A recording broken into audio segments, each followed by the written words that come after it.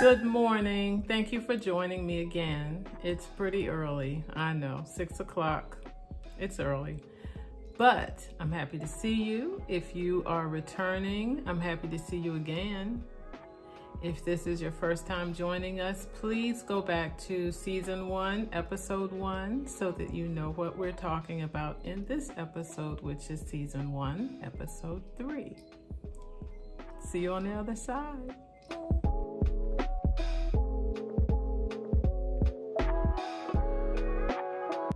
Good morning again.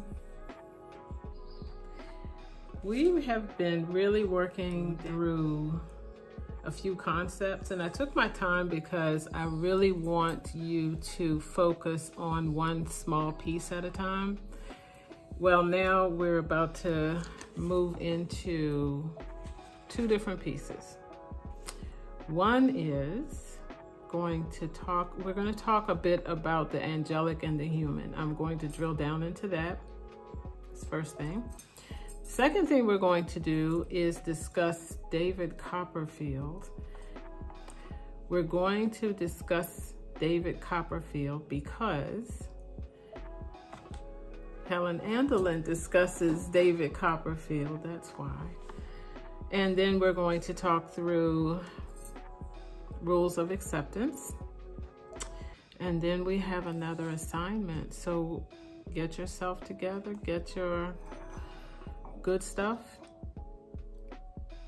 Let's get started.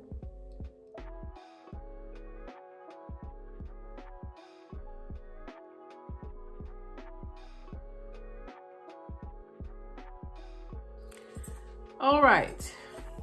The angelic and the human. 2 sides of a woman that Helen Andelin says that men are seeking. So you're supposed to strive for being the best of both worlds. The ideal woman, I'm reading directly from the book now. The ideal woman, from a man's point of view, is divided into 2 parts, the angelic and the human. The angelic side has to do with her spiritual qualities. This includes her good character, understanding of men, domestic skills, and a quality of inner happiness. The human side refers to her appearance, manner, and feminine nature, and includes the charms of femininity, radiance, good health, and childlikeness. I think I read that to you before. That word childlikeness keeps coming back though. Anyway, the angelic and the human combine to make the perfect woman from a man's point of view. They are both essential in winning his genuine love. When you listed your 25 qualities, things that you liked about yourself, how many of them would you say were angelic and how many were human? Did you take a look at that? If you did, then you should be able to separate that list and know whether you're lopsided or not. Not the most elegant word, or eloquent word, but you know what I'm saying. Anyway, moving on into David Copperfield. If you don't know the story, what's more important is that you understand the nature of the people in the story. So there's David Copperfield. He grows up with Agnes, who's his, spiritual partner, meant to be. And nevertheless ends up marrying Dora. Dora is more of the angelic sort who has to be taken care of and coddled to and that type of thing. Whereas, again, Agnes was the one who was more of a comrade for David. In the end, he marries Dora. Dora dies, and then he marries Agnes.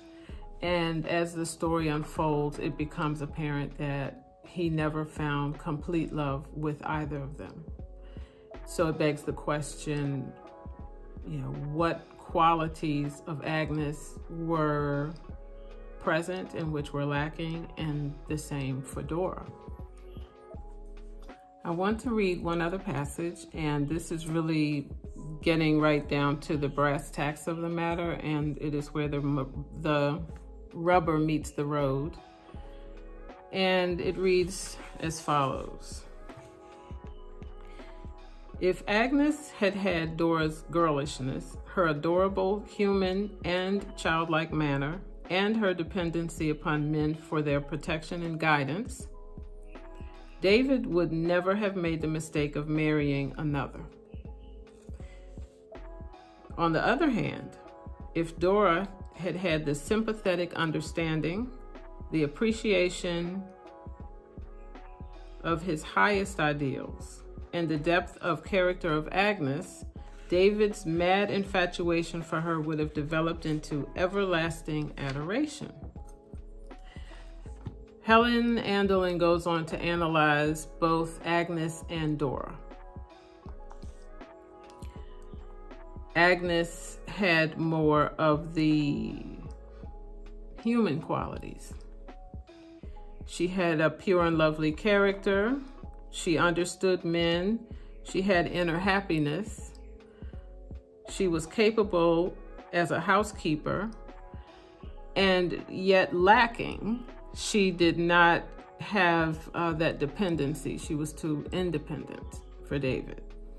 She lacked the girlish, childlike, trusting qualities. She lacked the gentle, tender, fascinating little ways that stir a man's heart. As far as Dora is concerned, remember Dora is the one who likes to be coddled and the queen bee.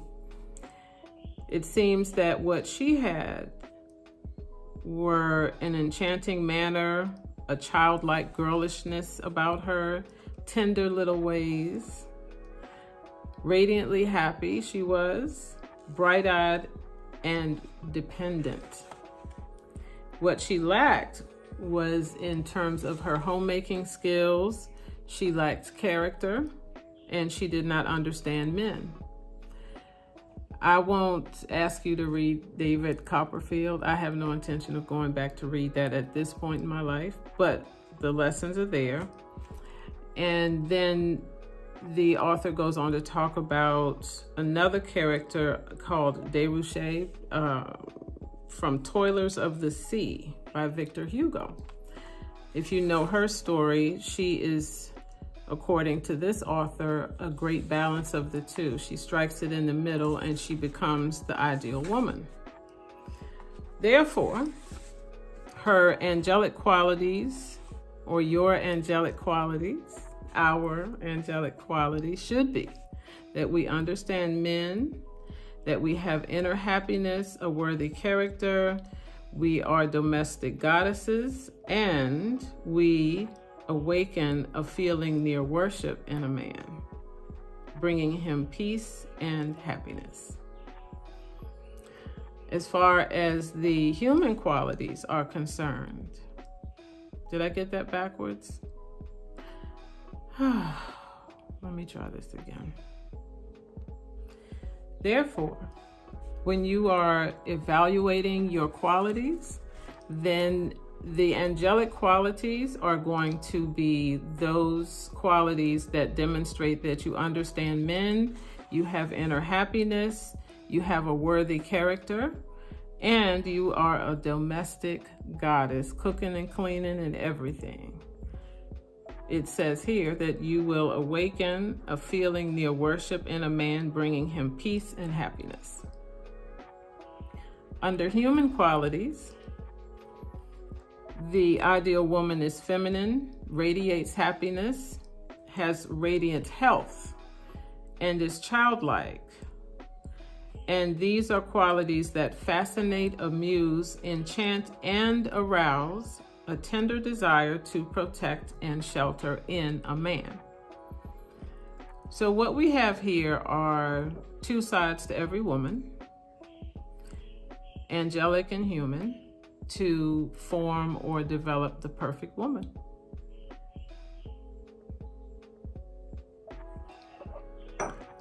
Are you angelic? Or are you human? Or are you both? I'd have to think about that one for a while. I think if it weren't called angelic, I would say delightful. I think I'm delightful. I'll go with delightful. There are 7 rules for acceptance. Helen Andelin is suggesting a woman embrace.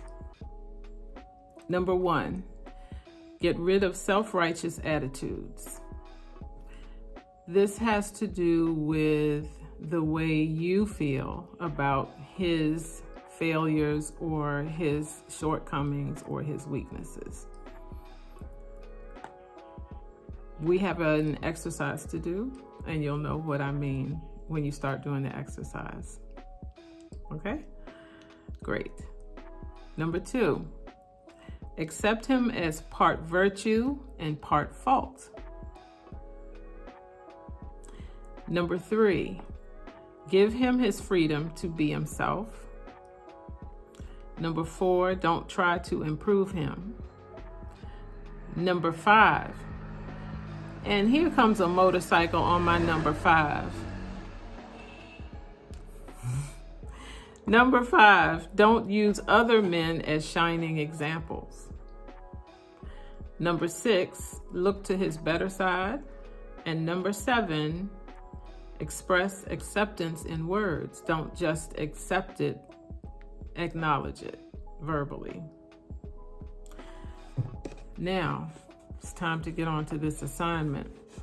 Now you'll understand the number 1 about getting rid of self-righteous attitudes. All right, assignment number 1. There are 2.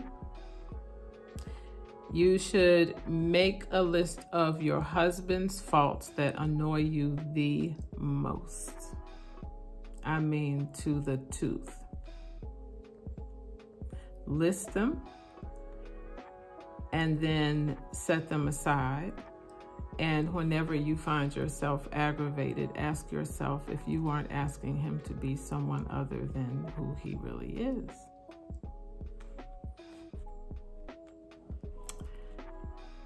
Furthermore, are you refusing to accept something about him that you already know to be true? Are you pushing back, digging in your heels? I'm just asking. All right. The second assignment is interesting. She is suggesting here to do an icebreaker with your partner. And you're going to say something like this, and I quote, "I am glad you are the kind of man you are. I can see I have not understood you in the past and that I've made many mistakes, but I'm glad you have not allowed me to push you around. You have not been like putty in my hands, but have had the courage of your convictions. Will you forgive me for not understanding you and let me prove to you that I can be a wonderful wife?" Question mark.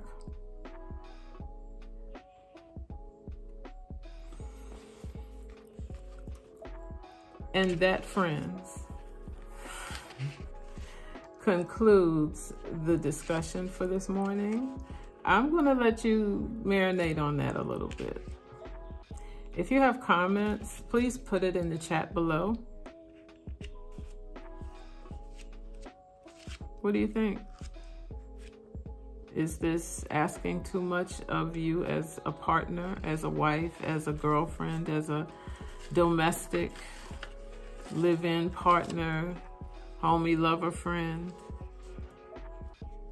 Where do you get on and off the wagon on this one? This is a lot, right? It's quite a lot. I thought I'd back up and get out of your face a little bit. What do you think?